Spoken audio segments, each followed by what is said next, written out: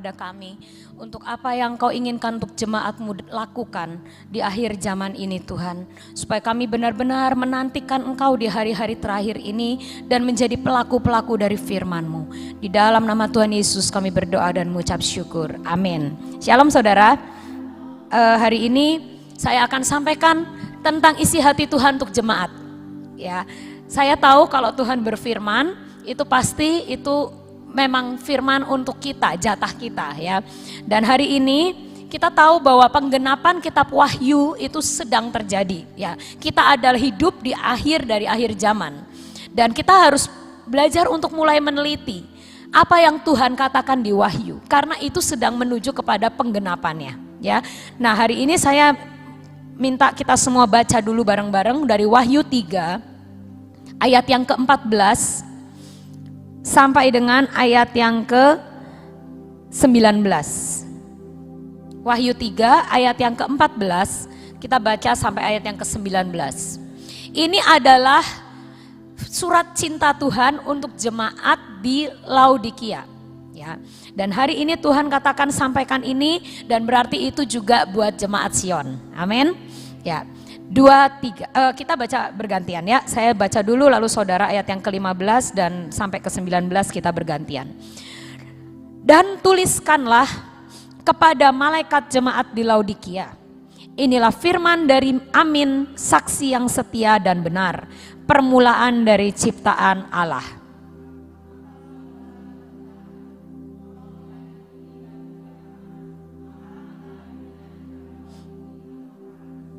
Jadi karena engkau suam-suam kuku dan tidak dingin atau panas, aku akan memuntahkan engkau dari mulutku.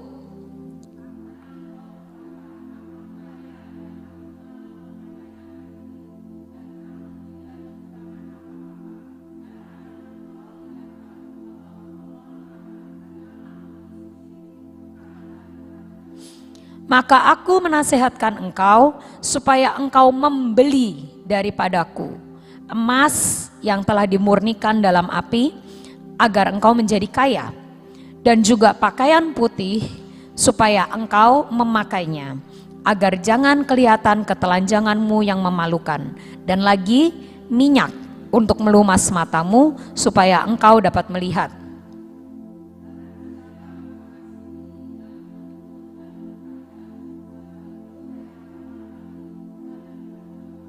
Amin.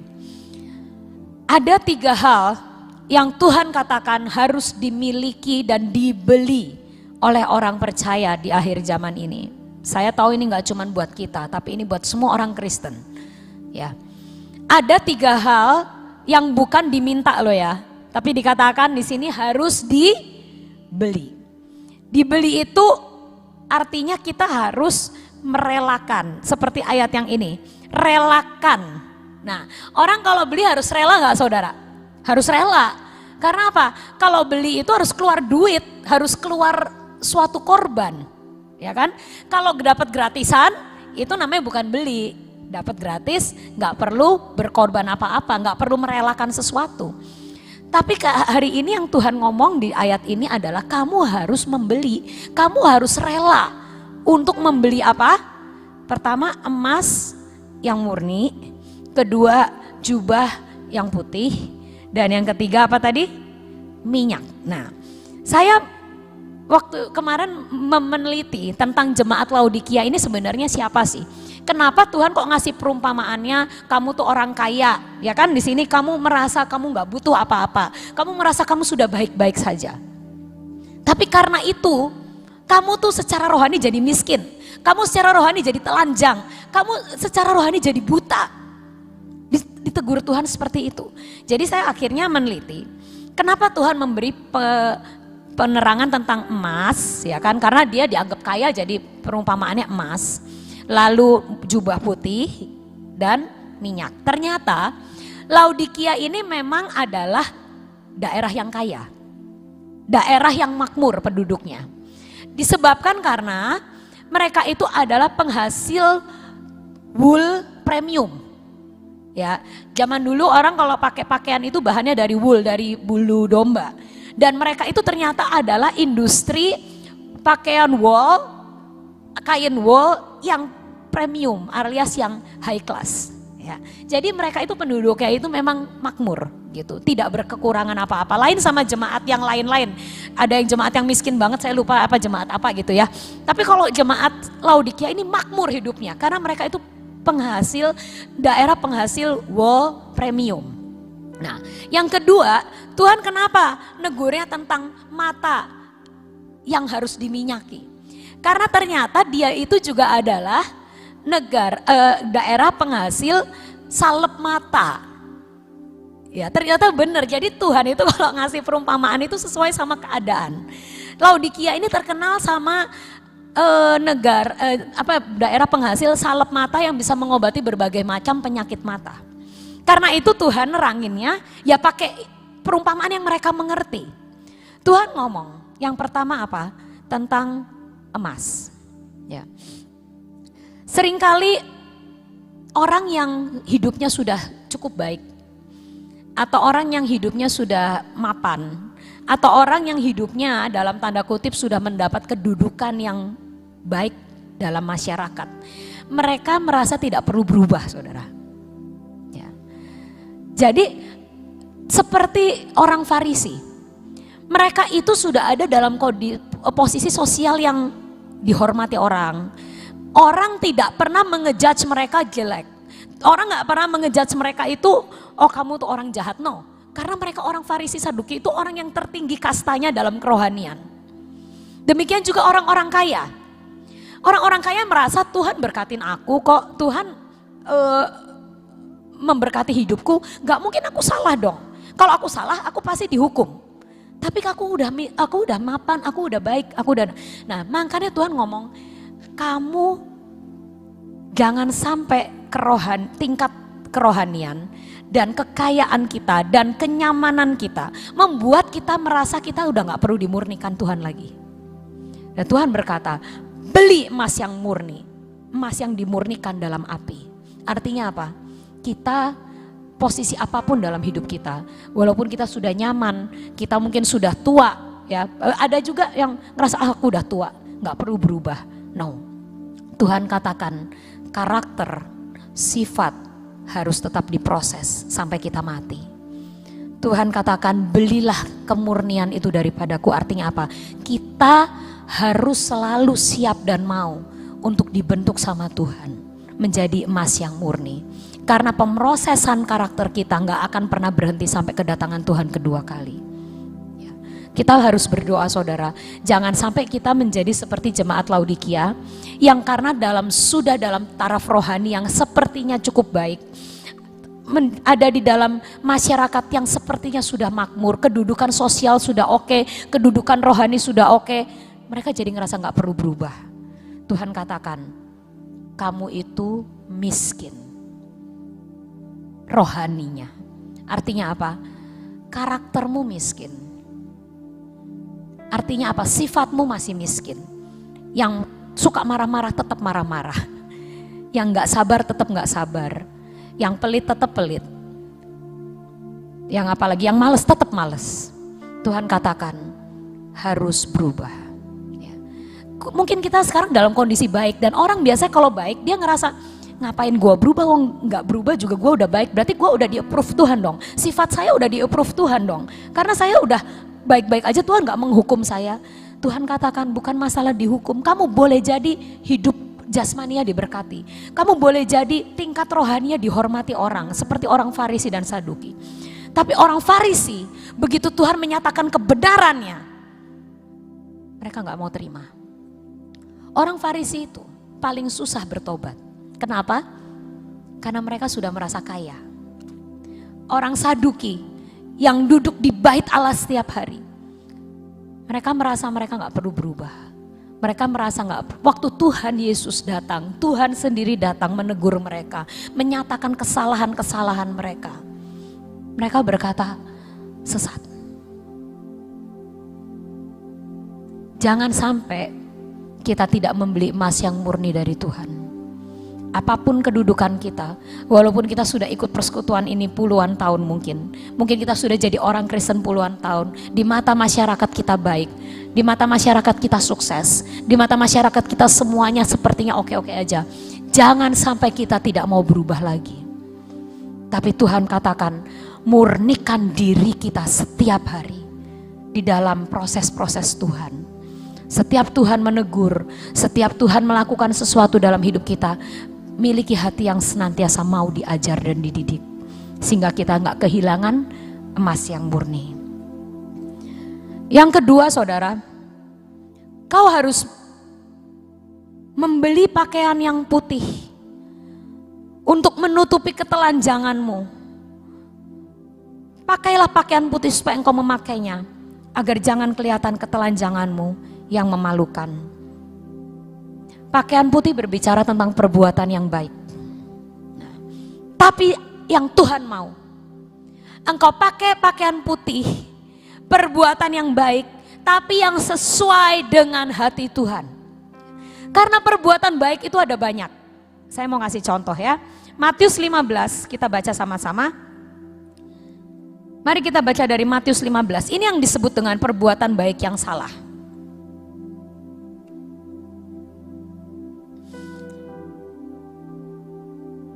Saya bacakan untuk saudara. Saudara menyimak. Kemudian datanglah beberapa orang Farisi dan ahli Taurat dari Yerusalem kepada Yesus dan berkata, "Mengapa murid-muridmu melanggar adat istiadat nenek moyang kita? Mereka tidak membasuh tangan sebelum makan." Nah, tidak cuci tangan sebelum makan aja diributin ya. Tetapi jawab Yesus kepada mereka, "Mengapa kamu pun melanggar perintah Allah demi adat istiadat nenek moyangmu? Sebab Allah berfirman, hormatilah ayahmu dan ibumu, dan lagi siapa yang mengutuki ayahnya dan ibunya pasti dihukum mati.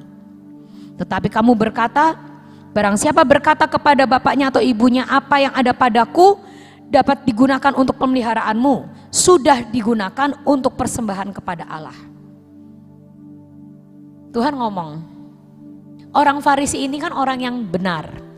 Dia mentaati Taurat. Taurat berkata apa? Kalau sebelum makan, cuci tangan. Nah, terus dia ngelihat, menghakimi murid-murid Yesus, itu gak cuci tangan tuh, mau makan jorok tuh, jorok. Gitu. Tapi Tuhan ngomong, kalau masalah makan gak cuci tangan, itu cuma masalah higienis. Benar? Tapi yang kamu lakukan itu lebih jahat. Tuhan ngomong apa? Kamu memakai uang pemeliharaan orang tuamu buat dimasukkan ke bait Allah, sampai orang tuamu gak terpelihara. Kamu melakukan hal yang baik, tapi kamu itu perbuatan baikmu itu adalah ketelanjangan. Tuhan ngomong gitu. Itu seperti engkau tidak memakai baju putih. Saudara bisa mengerti. Kadang baik, belum tentu itu yang Tuhan mau. Itu yang dilakukan orang Farisi. Mereka ngomong ke ayah ibunya, sorry ya, saya gak bisa beliin kamu makanan beras bulan ini. Karena aku harus kasih ke bait Allah. Lagi pembangunan. Sampai orang tuanya sendiri terlantar. Tuhan berkata, engkau gak cuma suruh mengasihi sesama manusia, kau harus menghormati ayahmu dan ibumu. Jatah mereka yang harusnya menjadi berkat dan jatah mereka jangan kau ambil buat bait Allah. Tuhan berkata itu gak berkenan di hatiku. Nah itu yang kita seringkali tidak memakai baju putih itu seperti itu. Tuhan berkata baju putih adalah perbuatan yang baik dan benar di mata Tuhan. Nah seringkali kita itu tidak ngerti. Nah makanya kita butuh yang ketiga. Kita perlu apa? Salep mata. Untuk kita bisa melihat cara Tuhan melihat. Supaya kita bisa melihat ketelanjangan-ketelanjangan kita. Supaya kita bisa melihat betapa miskinnya rohani kita. Tuhan berkata, usap matamu, urapi matamu dengan minyak pengurapan yang daripadaku.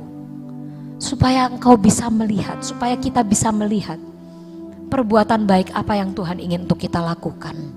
Perbuatan baik apa yang Tuhan ingin kita jalankan. Bukan berdasarkan Taurat, bukan berdasarkan adat istiadat. Tapi Tuhan katakan berjalan bersama Tuhan. Saya sering kali dengar khotbahnya Pak Yusak itu, saya ngerasa itu memang benar khotbah yang benar sebenar-benarnya. Karena apa? Mengajari cara berjalan dengan Tuhan. Karena hidup kekristenan itu bukan tentang agamawi. Hidup kekristenan itu bukan tentang teori. tapi praktek hidup berjalan dengan Tuhan. Dan itu yang hari-hari terakhir ini Tuhan ingin untuk gerejanya lakukan. Bukan merasa nyaman, bukan merasa tidak mau berubah, tapi setiap kali Tuhan menyampaikan isi hati dan firman-Nya, kita responi dengan benar. Tiap Tuhan menegur kita, kita responi dengan benar supaya kita menjadi kaya dan memiliki emas yang murni dalam hidup kita. Setiap Tuhan menegur, kita katakan, Tuhan, itu adalah jubah putih buat aku. Aku mau berubah. Yang aku dulu pikir benar ternyata enggak benar, dan Tuhan luruskan jalanku.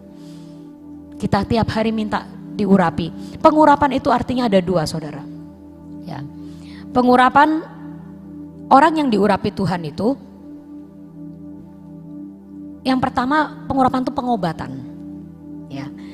Pengurapan itu adalah pengobatan, makanya Paulus ngomong, tumpangkan tangan dan urapi dengan minyak kepada orang yang sakit. Nah, jadi kalau mata kita burem, ya, kita tuh nggak bisa ngelihat dengan benar secara rohani.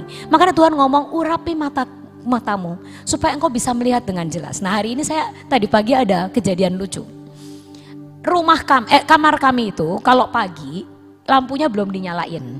Karena apa? Saya sama Freddy kan mau mandi siap-siap gitu, tapi anak-anak tuh masih tidur. Saya punya kamar beberapa, tapi anak saya belum ada yang mau tidur di sendiri. Ya, padahal ada kamar buat mereka udah disiapin, tapi mereka tetap tidurnya mau rame-rame. Jadi kita tuh bobo berempat. Ya. Nah, tiap hari kita itu kalau mau ganti baju kayak siap-siap PW, itu lampu tuh nggak nyala. Alias cuma pakai lampu tidur remeng-remeng gitu loh. Ya. Karena apa? Kalau dinyalain anak-anak bangun, ribut nantinya, mama jangan PW apa kayak gitu, ribut. Jadi mendingan mereka tidur sementara kita sudah pergi gitu. Nah, jadi tadi pagi Freddy ngambil baju yang sudah lama dia nggak pakai, nggak tahu dia pokoknya hari ini pengen pakai baju putih itu. Terus tiba-tiba sampai ke parkiran Gracia, baru ketahuan bajunya tuh kelunturan. Ya, mungkin dari jauh nggak kelihatan, untung puji Tuhan ya. Kalau kameranya zoom itu ketahuan dia bajunya kuning-kuning, putih dan kuning ya. Jadi dan dia waktu di parkiran Gracia tuh baru, aduh bajuku kok kelunturan depan belakang ini ternyata gitu kan, baru kelihatan. Saya ngelihat dari belakang, iya loh kok sampai ke belakang-belakang itu. Tadi nggak kelihatan saudara waktu di kamar, karena apa? Remeng-remeng, mata kita nggak jelas ngelihatnya. Sampai baju putih yang kekuning-kuningan dianggapnya ya putih aja gitu loh, nggak apa-apa gitu. Ini baru kejadian sampai aku bilang, nah nanti buat khotbah bagus ini, bahan buat khotbah ya. Jadi ternyata yang kita pikir benar, yang pikir kita baik, saat kebenaran Tuhan datang, itu ternyata diungkap yang benar yang mana, yang enggak yang mana. Nah itu yang kita harus lakukan. Tiap kali kita mau berbuat sesuatu, Tuhan olesi mataku dengan minyak setiap hari. Makanya tiap hari kita pengurapan mata kita. Sebenarnya supaya apa? Supaya mata kita sembuh, jelas, gak melereng, untuk melihat jalan-jalan Tuhan. Untuk melihat ketetapan-ketetapan Tuhan. Supaya kita gak salah jalan dalam mengikut Dia. Dan yang kedua, arti pengurapan itu artinya sudah dimiliki oleh Tuhan. Setiap raja, dulu orang biasa gak bisa diurapin. Yang bisa diurapin hanya nabi Tuhan, raja, dan imam. 3 jabatan ini. Yaitu orang yang berurusan langsung sama Tuhan. Nah pengurapan itu artinya apa? Kita menyerahkan hidup kita dan mata kita ini sudah menjadi miliknya Tuhan. Nah makanya hari ini Tuhan katakan di akhir zaman ini, hanya 3 hal ini yang perlu kita beli. Minyak yang untuk mengolesi mata. Jubah putih, perbuatan yang sesuai dengan yang Tuhan mau. Dan emas yang dimurnikan, karakter pribadi kita yang mau diubahkan oleh Tuhan setiap hari.